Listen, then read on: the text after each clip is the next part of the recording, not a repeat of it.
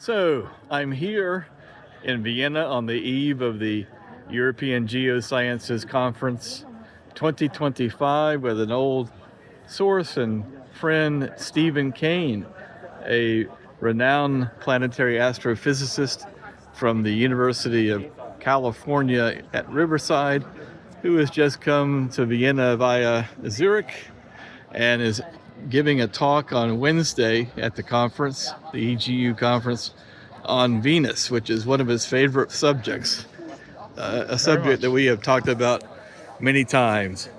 So, but first, let's talk about the 18, the K2-18b putative signal of dimethyl sulfide. Stephen, tell us about that and your take on this. Well, it's very interesting, but like many of these sorts of discoveries and the associated claims that go with it, I often divide it into two main categories, which is the detection of the signal and the interpretation of the signal. It was very similar with the phosphine in the atmosphere of Venus. It's whether the signal is reliable and what that might actually mean. And so with K2-18b, it's very interesting because this is a signal for the dimethyl sulfide, and the detection of that signal is being disputed. There are others who are looking at the data to various levels of significance to determine whether it's a reliable detection or not. And so that remains to be seen. We should get more data and try and figure this out. But even if it's reliable, if we say that it's like a 5 or 6 sigma detection. And what do you mean by sigma? Sigma is just you could think of it as a percentage reliability. What's the probability that it's just noise in the data? And so if it's 1 sigma, then it's kind of consistent with what you might expect of the distribution of noise in the data. But as you go to higher and higher in sigma, you're going to higher and higher reliability. So what I'm talking about is a signal that everybody would accept is real. If we were to say that that were the case, then what does that mean? Because then we get into the other side of the discussion, the interpretation, and whether it could be caused by biological activity or not, because that is the claim that's being made, that it's at least consistent with that.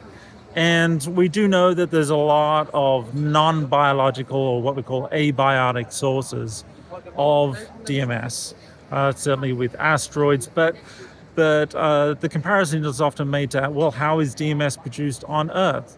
And most, not all, but most of it is produced biologically, but this is definitely not an Earth-like planet. It may not even be habitable.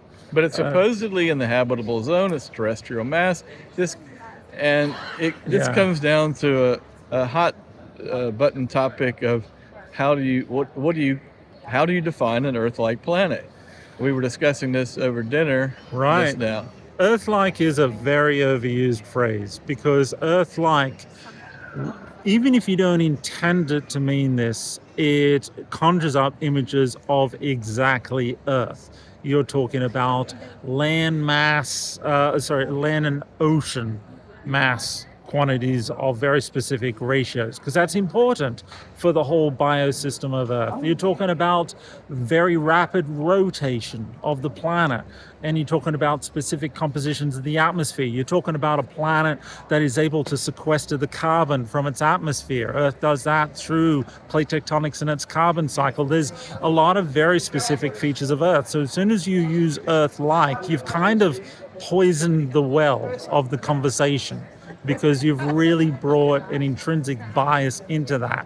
So if we're just talking about a terrestrial planet which is in the habitable zone, then the parameter space is much, much wider than that. So this is a Haitian planet. It's a hydrogen-rich ocean planet, and ocean world. But we don't have an image, and there have even been some climate models of this planet. Well, I'm not sure there have been models, but there have been some contrarians who say that this is not an ocean world. It may just be a world which has liquid igneous rock Yeah. in its atmosphere. May not be habitable whatsoever. So, Yeah. So it's worth remembering here. What do we actually measure for a planet like this? We can't see it. We infer its presence. It's an indirect detection. If we're very fortunate, it is a transiting planet that is orbiting a bright star, which will enable us to get a radius and a mass, and from that, a bulk density. That's what we have here. So K218b fulfills that. We have a radius and a mass and a bulk density. Is that enough? Well, there's, as you just described, Bruce, there are numerous models that fit that data, because to be honest, that data isn't much, because both Venus and Earth, within the uncertainties, have very similar radii and masses, but have extremely different surface conditions. So clearly it's not enough.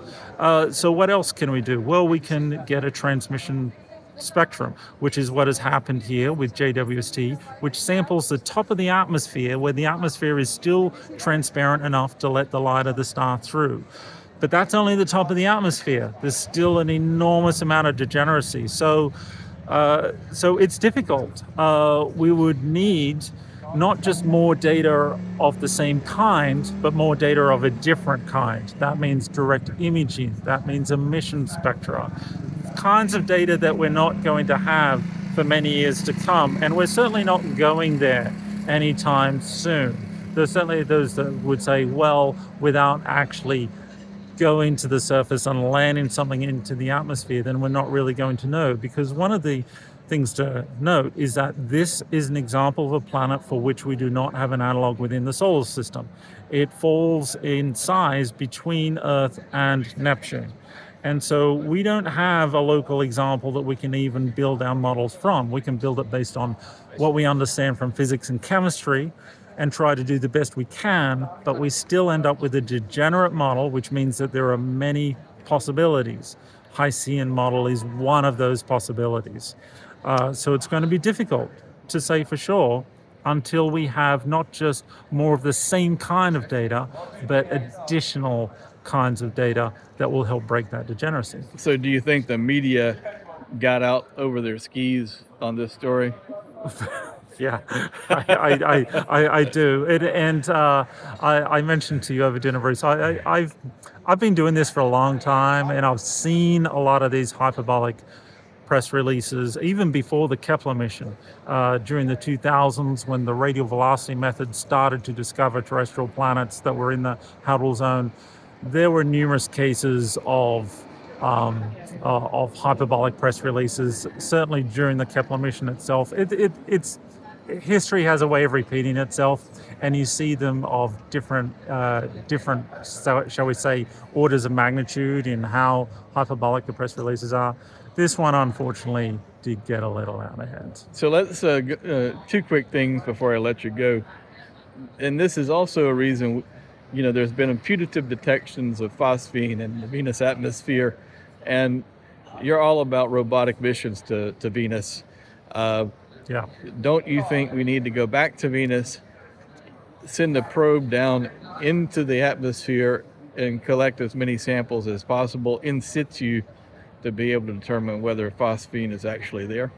Very much so. And this goes back to what I was saying with the case of K218b. We don't have a local example where we can do in situ measurements, but for Venus-type planets, we do, and we still don't fully understand that. And why is phosphine indicative of a biosignature?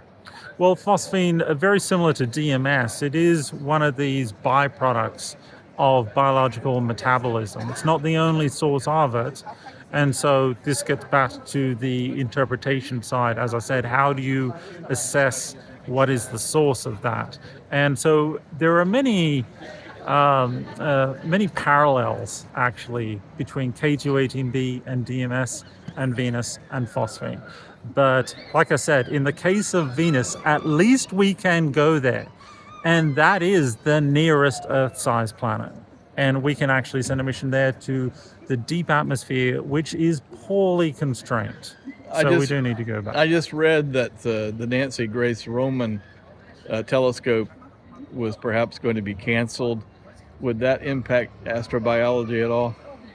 Yes, very much. Roman is extremely important. Certainly, from numerous respects, it's going to be doing a lot of microlensing work, which is going to detect many, many more planets. So in terms of the exoplanet inventory, and to my mind, exoplanets is mostly about statistics, bringing large numbers to bear on the issue of astrobiology. So Nancy Grace Roman telescope is going to contribute towards that, but also it is a pathfinder towards direct imaging of exoplanets, which we're hoping to do in the coming decades. So Roman, it would be crazy, of course, to cancel something which is essentially ready to go to the launch pad at this point, and have so much time and effort wasted, as well as devastating a future pathway in astrobiology. But given all the caveats about the biosignatures from this one planet, Yes. and all the caveats about abiotic,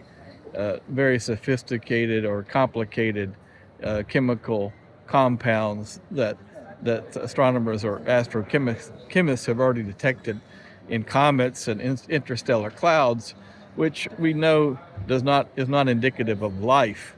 Yeah. And there's 6 ways to Sunday to explain any given compound abiotically, and there are teams of people who are working on this. It just seems that the long-term future of being able to one day wake up and have a reliable headline in a newspaper saying, hey, we have found, at least microscopic life on an exo world.